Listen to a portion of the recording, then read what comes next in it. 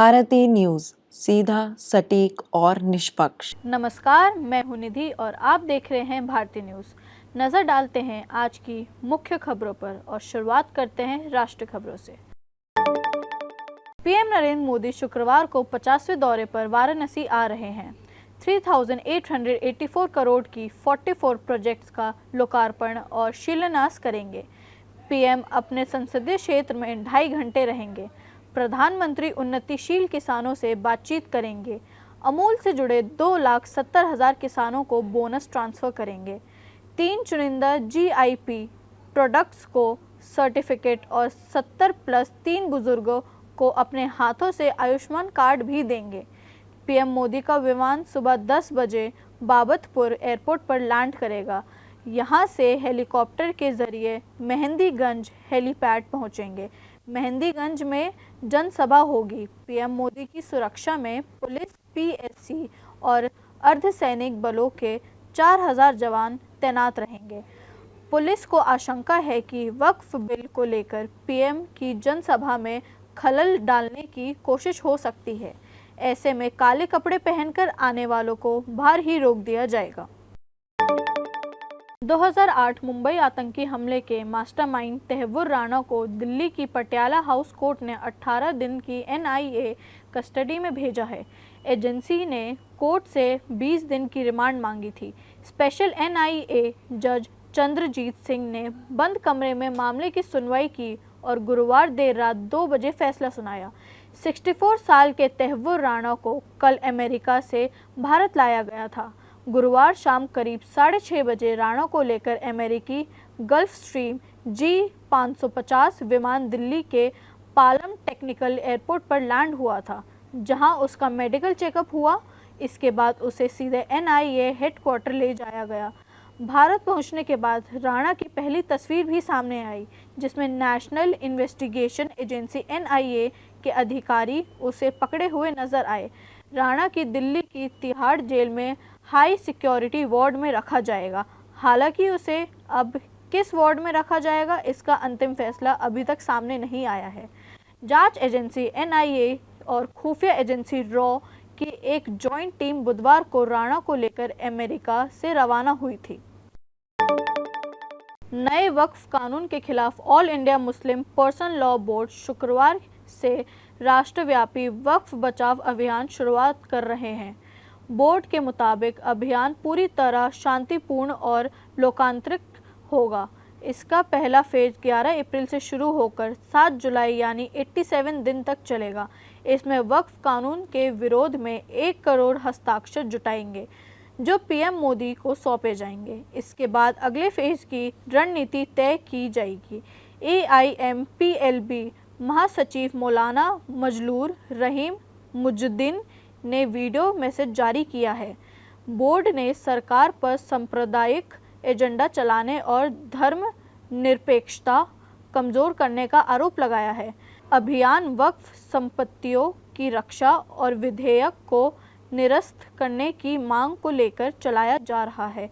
AIMPLB का मानना है कि यह विधेयक वक्फ संपत्तियों की प्राकृतिक और स्वायत्तता को नुकसान पहुंचाएगा, जिससे वे इस्लामी मूल्य, शरीयत, धार्मिक स्वतंत्रता और भारतीय संविधान के खिलाफ मानते हैं।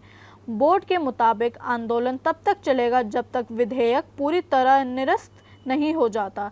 इसे वक्फ बचाओ संविधान बचाओ अभियान का नाम दिया गया है, क्योंकि बोर्ड इसे संवैधानिक अधिकारों से जोड़ता है।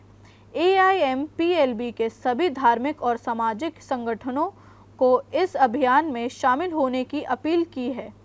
इस विपक्ष दल जैसे कांग्रेस, राजद और AIMIM इस विधेयक का विरोध कर रहे हैं।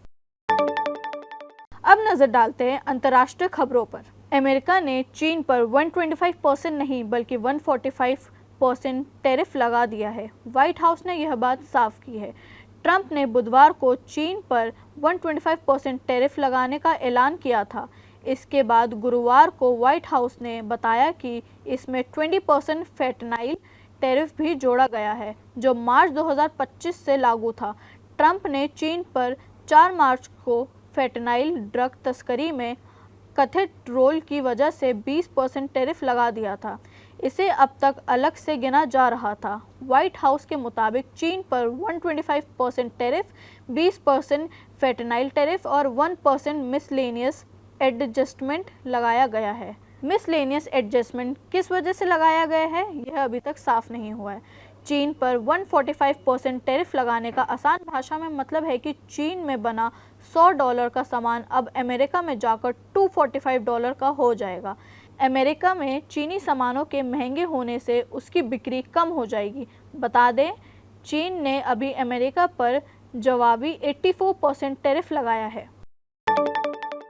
ढाका बांग्लादेश में छात्र आंदोलन में कथित भूमिका को लेकर सेना के 5 अफसरों को नज़रबंद किया गया। इनमें brigadier Zakaria Hussain, brigadier general Imran आरबी से कर्नल अब्दुल्ला अल मोमेन, आरजीबी के लेफ्टिनेंट कर्नल मोहम्मद रदवानुल इस्लाम और स्टेट बंगाल रेजिमेंट से मेजर मोहम्मद मोमान अल फारूक शामिल है। इन सभी अधिकारियों को ढाका कैंटोनमेंट में नज़रबंद रखा गया है।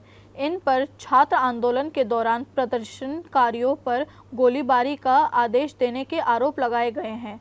इन्हें ऐसे वक्त पर नज़रबंद किया गया है जब आर्मी चीफ जनरल वकार उज जमान 6 अप्रैल से 5 दिन के रूस दौरे पर गए हुए हैं। अफसरों पर अंतर्राष्ट्रीय अपराध न्याय अधिकरण में आरोप लगाए हैं। जनरल हामिद पूर्व पीएम शेख हसीना के एडीसी भी थे। वहीं भ्रष्टाचार केस में वारंट जारी बांग्लादेश के पूर्व पीएम शेख हसीना की मुश्किलें कम नहीं हो रही हैं। बांग्लादेश की एक कोर्ट ने गुरुवार को भ्रष्टाचार के मामले में पूर्व पीएम शेख हसीना, उनकी बेटी साइमा वाजेद, पुतुल व 17 अन्य लोगों के खिलाफ नया गिरफ्तारी वारंट जारी किया है। इन पर धोखाधड़ी के जरिए आवासीय भूखंड हासिल करने का आरोप लगाया गया है। अब खबरें व्यापार जगत से। हफ्ते के आखिरी कारोबारी दिन यानी आज शुक्रवार 11 अप्रैल को सेंसेक्स करीब 1400 अंक की तेज़ी के साथ 75,200 के स्तर पर कारोबार कर रहा है। निफ्ट में अभी 450 अंक से ज़्यादा की तेज़ी है। ये 22,850 के स्तर पर है। फार्मों और मेटल शेयरों में सबसे ज़्यादा खरीदारी है। एनएससी के 50 शेयरों में से 46 में तेज़ी है। निफ्ट मेटल इंडेक्स 4.30% और फार्मा 2.50% ऊपर है। वहीं ऑटो और आईटी इंडेक्स करीब 2% ऊपर कारोबार कर रहे हैं। 9 अप्रैल को चीन को छोड़कर अन्य सभी देशों पर रेसिप्रोकल टैरिफ को 90 दिनों के लिए टालने की अमेरिकी राष्ट्रपति के फैसले के बाद वहां का बाजार 12% तक की तेज़ी के साथ बंद हुआ था। वहीं अगले दिन सुबह यानी 10 अप्रैल को एशियाई बाजार में भी 10% तक की तेज़ी आई थी। टैरिफ के कारण अमेरिका चीन के बढ़ते ट्रेड वॉर के बीच कई चीनी इलेक्ट्रॉनिक्स कंपनी मैन्युफैक्चरर्स भारतीय कंपनियों को 5% तक की छूट ऑफर कर रहे हैं। ऐसे में इंडियन इलेक्ट्रॉनिक्स मैन्युफैक्चरर्स मांग को बढ़ाने के लिए इस डिस्काउंट का कुछ हिस्सा कंज्यूमर के पास कर सकते हैं। वहीं अमेरिकी बाजार में कल 12% की तेज़ी के बाद आज 10 अप्रैल को 3% की गिरावट देखने को मिल रही है।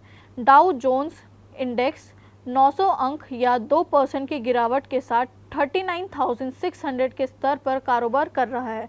वहीं अमेरिकी बाजार S&P 500 इंडेक्स 150 अंक पर यानी कि 2.5% की गिरावट के साथ 5,303 स्तर पर ट्रेड कर रहा है। अब खबरें खेल जगत से। दिल्ली कैपिटल ने आईपीएल में लगातार चौथी जीत दर्ज कर ली। टीम ने गुरुवार को रॉयल चैलेंजर्स बैंगलोर को 6 विकेट से हराया। दिल्ली से केएल राहुल ने मैच विनिंग 50 लगाई। कुलदीप यादव और विपराज निगम ने 2-2 विकेट लिए। चन्नास्वामी स्टेडियम में दिल्ली ने बॉलिंग चुनी। बेंगलुरु ने 7 विकेट खोकर 163 रन बनाए। दिल्ली ने 17.5 ओवर में 4 ही विकेट के नुकसान पर टारगेट हासिल कर लिया। बेंगलुरु से भुवनेश्वर कुमार ने 2 विकेट लिए। टीम डेविड और फिल सॉल्ट ने 37 रन बनाए।